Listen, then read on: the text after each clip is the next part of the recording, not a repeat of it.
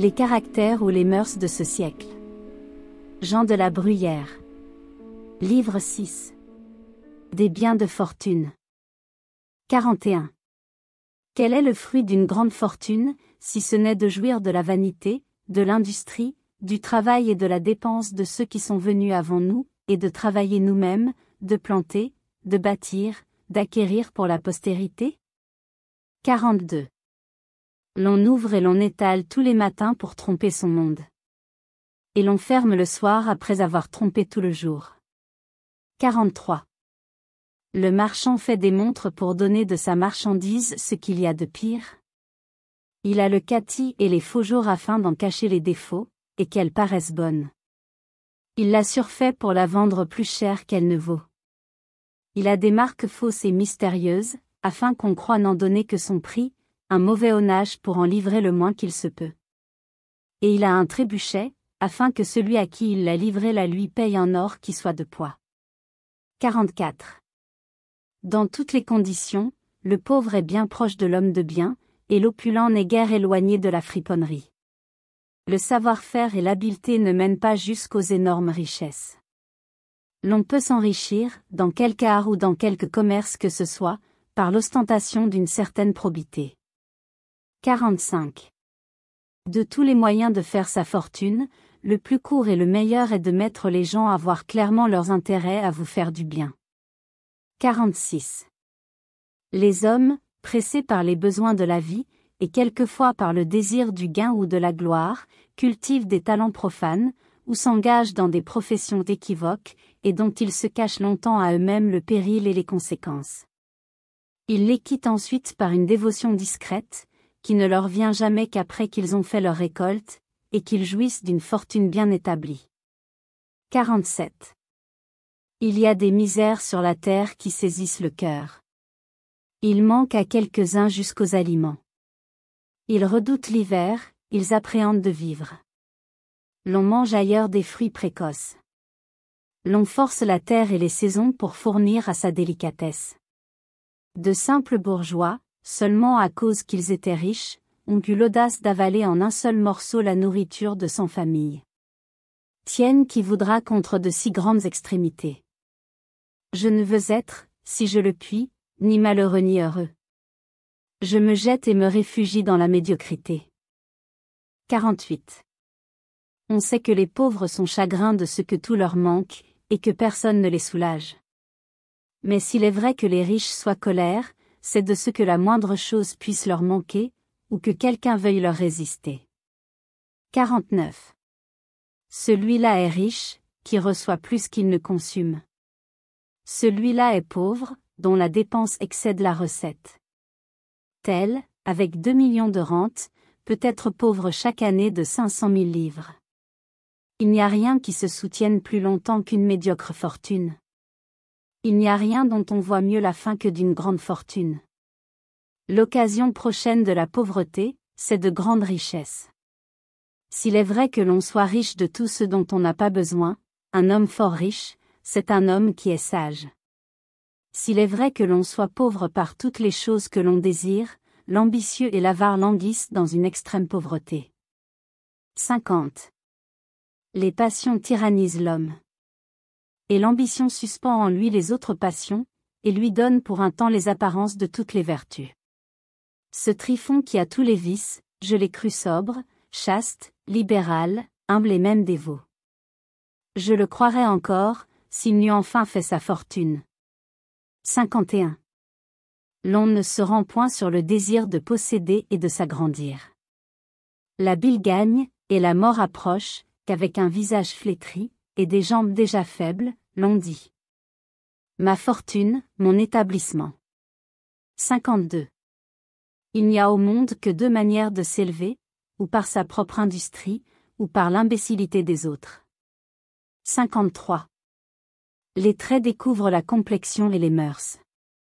Mais la mine désigne les biens de fortune. Le plus ou le moins de 1000 livres de rente se trouve écrit sur les visages. 54.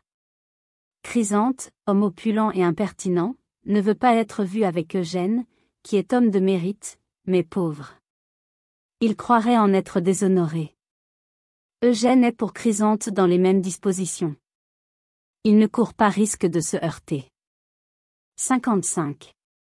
Quand je vois de certaines gens, qui me prévenaient autrefois par leur civilité, attendre au contraire que je les salue, et en être avec moi sur le plus ou sur le moins, je dis en moi-même.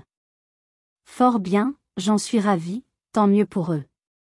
Vous verrez que cet homme-ci est mieux logé, mieux meublé et mieux nourri qu'à l'ordinaire. Qu'il sera entré depuis quelques mois dans quelque affaire, où il aura déjà fait un gain raisonnable. Dieu veuille qu'il en vienne dans peu de temps jusqu'à me mépriser. 56. Si les pensées, les livres et leurs auteurs dépendaient des riches et de ceux qui ont fait une belle fortune, quelle proscription! Il n'y aurait plus de rappel. Quel ton, quel ascendant ne prennent-ils pas sur les savants? Quelle majesté n'observent-ils pas à l'égard de ces hommes chétifs que leur mérite n'a ni placé ni enrichi, et qui en sont encore à penser et à écrire judicieusement? Il faut l'avouer, le présent est pour les riches, et l'avenir pour les vertueux et les habiles. Homère est encore et sera toujours. Les receveurs de droit, les publicains ne sont plus. Ont-ils été? Leur patrie, leurs noms sont-ils connus? Y a-t-il eu dans la Grèce des partisans? Que sont devenus ces importants personnages qui méprisaient Homère, qui ne songeaient dans la place qu'à l'éviter, qui ne lui rendaient pas le salut, ou qui le saluaient par son nom, qui ne daignaient pas l'associer à leur table, qui le regardaient comme un homme qui n'était pas riche et qui faisait un livre? Que deviendront les Fauconnais? Iront-ils aussi loin dans la postérité que Descartes, né français et mort en Suède? 57. Du même fond d'orgueil dont l'on s'élève fièrement au-dessus de ses inférieurs, l'on rampe vilement devant ceux qui sont au-dessus de soi. C'est le propre de ce vice, qui n'est fondé ni sur le mérite personnel ni sur la vertu, mais sur les richesses, les postes, le crédit, et sur de vaines sciences, de nous porter également à mépriser ceux qui ont moins que nous de cette espèce de bien, et à estimer trop ceux qui en ont une mesure qui excède la nôtre. 58. Il y a des âmes sales, pétries de boue et d'ordure, éprises du gain et de l'intérêt, comme les belles âmes le sont de la gloire et de la vertu. Capables d'une seule volupté, qui est celle d'acquérir ou de ne point perdre, curieuses et avides du dernier 10. Uniquement occupées de leurs débiteurs. Toujours inquiètes sur le rabais ou sur le décrit des monnaies. Enfoncées et comme abîmées dans les contrats, les titres et les parchemins. De tels gens ne sont ni parents, ni amis, ni citoyens, ni chrétiens, ni peut-être des hommes. Ils ont de l'argent. 59. Commençons par accepter ces âmes nobles et courageuses, s'il en reste encore sur la terre, secourables, ingénieuses à faire du bien, que nul besoin, nulle disproportion, nuls artifices ne peuvent séparer de ceux qu'ils se sont une fois choisis pour amis. Et après cette précaution, disons hardiment une chose triste et douloureuse à imaginer. Il n'y a personne au monde si bien lié avec nous de société et de bienveillance, qui nous aime, qui nous goûte, qui nous fait 1000 offres de service et qui nous sert quelquefois, qui n'ait en soi, par l'attachement à son intérêt, des dispositions très proches à rompre avec nous, et à devenir notre ennemi. 60. Pendant qu'Oronte augmente, avec ses années, son fonds et ses revenus, une fille naît dans quelque famille, s'élève, croît, s'embellit, et entre dans sa 16e année. Il se fait prier à 50 ans pour l'épouser, jeune, belle, spirituelle. Cet homme sans naissance, sans esprit et sans le moindre mérite, est préféré à tous ses rivaux. 61. Le mariage, qui devrait être à l'homme une source de tous les biens, lui est souvent, par la disposition de sa fortune, un lourd fardeau sous lequel il succombe. C'est alors qu'une femme et des enfants sont une violente tentation à la fraude, au mensonge et au gain illicite. Il se trouve entre la friponnerie et l'indigence, étrange situation. Épouser une veuve, en bon français, signifie faire sa fortune. Il n'opère pas toujours ce qu'il signifie. 62. Celui qui n'a de partage avec ses frères que pour vivre à l'aise bon praticien, veut être officier. Le simple officier se fait magistrat, et le magistrat veut présider.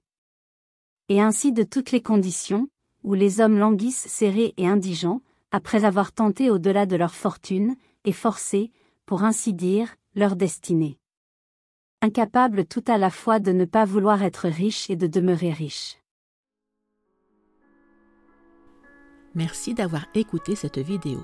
Si cette vidéo vous a plu, vous pouvez vous abonner gratuitement à la chaîne Coin Livre Audio.